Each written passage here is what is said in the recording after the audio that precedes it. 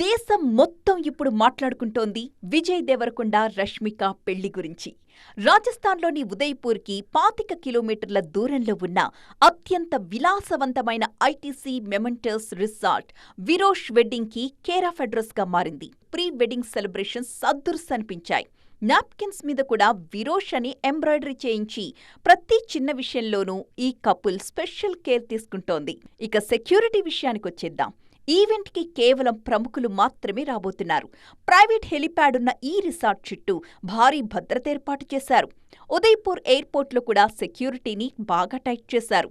ఫిబ్రవరి 26 ఉదయం 10 గంటలకు తెలుగు సంప్రదాయంలో ఒకసారి, ఆ తరువాత సాయంత్రం రష్మిక సొంత సంప్రదాయమైన కొడవా స్టైల్లో ఈ జంట 7 అడుగులు వెయ్యబోతోంది.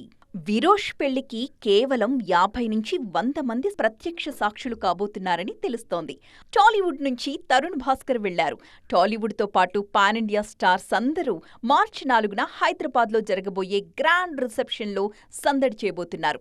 మరి ఆ రోజు హైదరాబాద్లోని తాజ్ కృష్ణ మొత్తం కూడా తారలతో నిండిపోనుంది.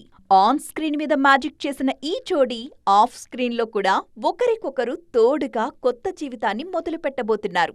వీళ్లకు దేశవ్యాప్తంగా ఉన్న సినీ, రాజకీయ ప్రముఖుల నుంచి శుభాకాంక్షలు వెల్లువెత్తుతున్నాయి. దేశ ప్రధాని నరేంద్ర మోడీ కూడా విజయ్ దేవరకొండ కుటుంబానికి తన స్పెషల్ విషెస్ పంపించారు.